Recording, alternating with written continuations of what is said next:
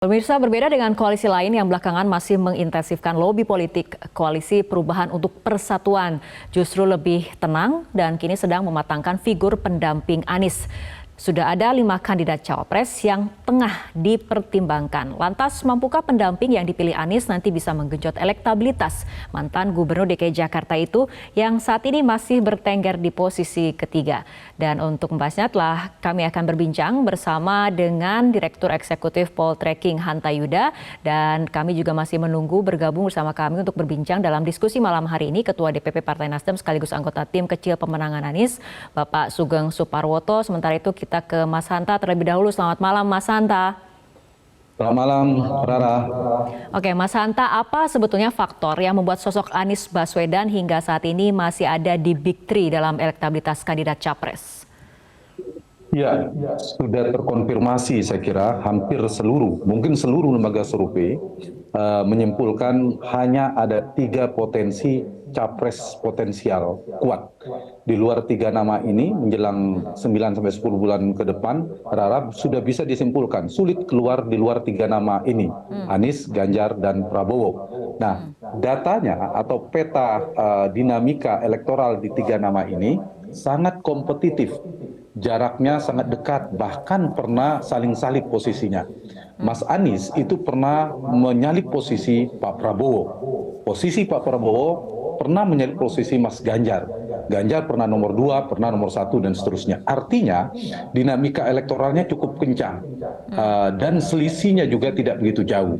Sulit dari waktu masih 9-10 bulan ini, jangan terlalu cepat untuk menyimpulkan ada salah satu kandidat yang akan menang. Sangat kompetitif sekali. Itu satu poinnya. Meskipun misalnya Anies Baswedan kita lihat nomor 3, tapi jangan lupa Anies punya pengalaman bertarung di Pilkada DKI, itu nomor 3. Tapi ketika 3 bulan menjelang pemilihan, dia merangsek naik di nomor 2, kemudian menjadi nomor 1 menjelang pemilihan. Itu contoh. Artinya baik Anies, Ganjar maupun Prabowo memiliki potensi kemenangan yang relatif sama. Nah, karena kompetitif dan jaraknya sangat tipis, maka variabel cawapres sangat menentukan dan sangat penting. Tepat menentukan cawapres menjadi bagian dari kemenangan karena dia komplementer, bisa kontributif secara elektoral. Tapi keliru dalam menentukan nama cawapres berpotensi menggerus si capres. Itulah saya kira mengapa sekarang ini tingkat kerumitan tertingginya di koalisi adalah menentukan cawapres. Di koalisi manapun, mungkin Ganjar sudah cukup, tapi untuk Pak Prabowo dan Pak Anies itu relatif rumit. Kalau tidak berhati-hati sekaligus rentan. Kalau ternyata tidak berhati-hati. Nah, untuk menjawab tadi, saya kira Anies, Ganjar, dan Prabowo ketiga-tiganya punya stabilitas dalam konteks elektabilitas. Oke, sebelum berbicara mengenai faktor cawapres, apakah menurut Anda faktor mengenai gerilya politik yang cukup gencar dilakukan oleh kandidat lain juga menjadi salah satu faktor yang berpengaruh yang kemudian berdampak pada tadi suasana yang sangat kompetitif, dinamika elektoral seperti itu?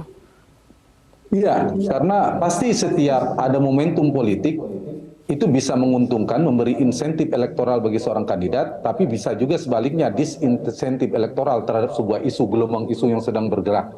Misalnya kita kasih contoh, isu tentang batalnya Indonesia menjadi tuan rumah U20. Itu mengkonfirmasi ternyata mengoreksi elektabilitas Ganjar Pranowo. Anies Baswedan juga pernah ketika mendeklarasikan trennya naik, kemudian kembali turun dan relatif stabil. Kemudian Pak Prabowo juga begitu. Nah, saya kira variabel-variabel ini menunjukkan kalau Pak Prabowo mungkin karena posisinya sudah pernah bertarung, ada posisi di mana orang sudah cukup kenal, dan kemudian dinamikanya juga kencang, kemudian Pak Ganjar juga begitu. Nah, ketiga nama ini saya kira penting untuk terus membuat panggung politik atraktif, memunculkan isu yang strategis, termasuk ketika hari ini kita tahu belakangan ini di bulan puasa itu kan yang cukup kencang dinamika namanya antara Prabowo dan Ganjar Pranowo. Soal apa? Soal koalisi besar.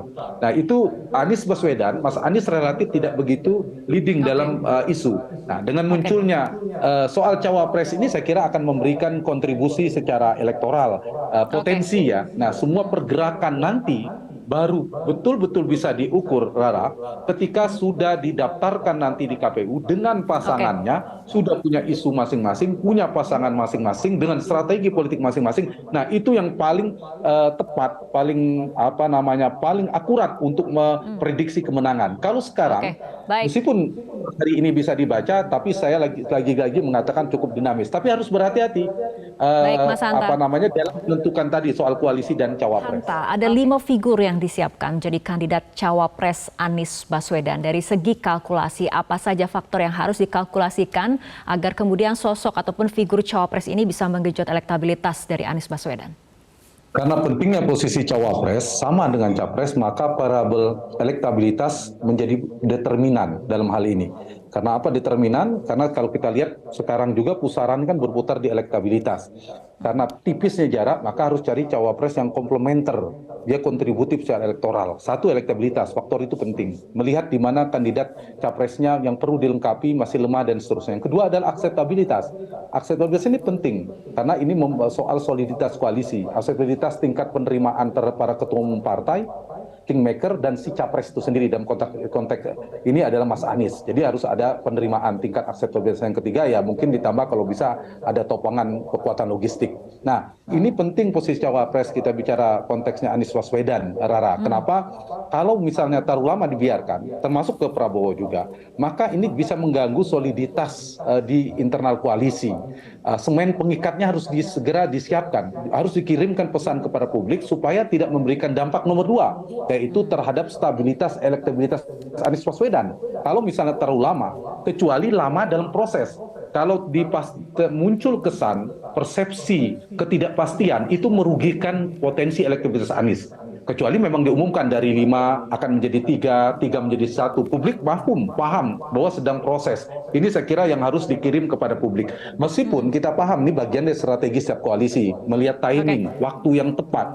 Sekaligus saya kira mereka membidik kandidat. Kalau sekarang kita bicara Anies Baswedan kan sedang membidik 5 calon wakil presiden. Di saat yang sama sedang memantau pergerakan di koalisi yang lain. Karena penting, jangan buru-buru juga mengeluarkan cawapres. Ada plus minusnya. Plusnya bisa bersosialisasi segera untuk membangun soliditas dan konsolidasi, tapi minusnya ini juga bisa menjadi lawan untuk membaca peta kekuatan.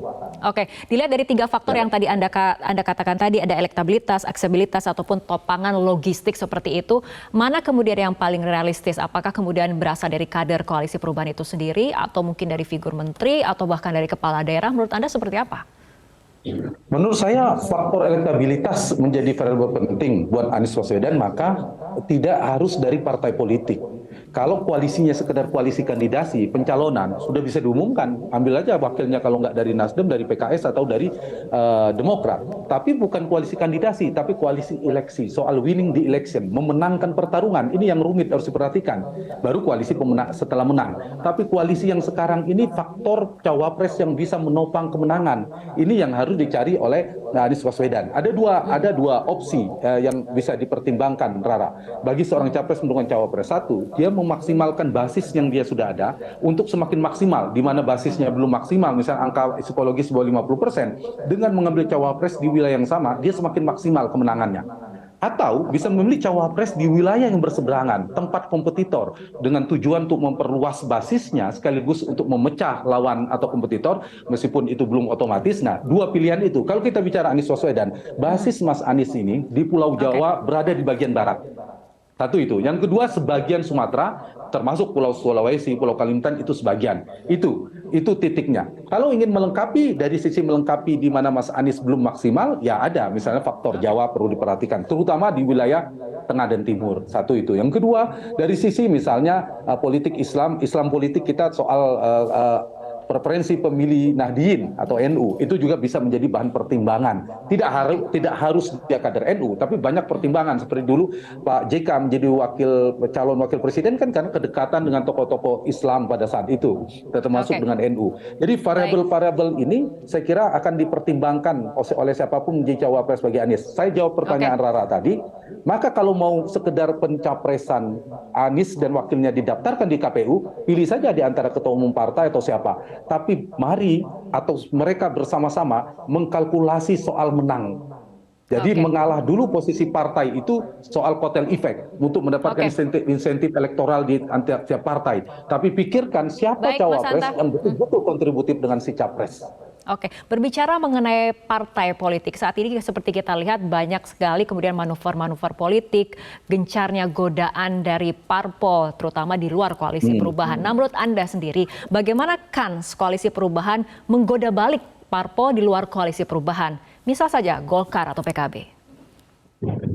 Iya, dua-duanya dari dua perspektif, saling menarik-menarik. Kalau dalam fisika politik itu gaya sentripetal politik namanya, saling menarik ke dalam.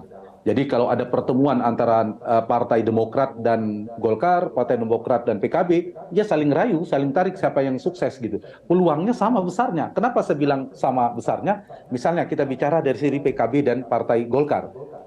Ketua umumnya masing-masing itu belum bisa mengunci posisi cawapres yang mereka incar, baik di koalisi Pak Prabowo, apalagi di koalisinya Ganjar, tidak punya tempat yang terlalu strategis. Nah, kalau ternyata salah satu dari mereka, katakanlah Cak Imin atau Mas Erlangga, Pak Erlangga atau Pak Muhaimin Iskandar, itu ada titik temu, mendapatkan katakanlah dari sisi insentif elektoralnya lebih besar didapatkan di dalam koalisi perubahan, bisa saja mereka yang justru tertarik ke dalam koalisi perubahan, bergabung bersama tiga partai yang ada.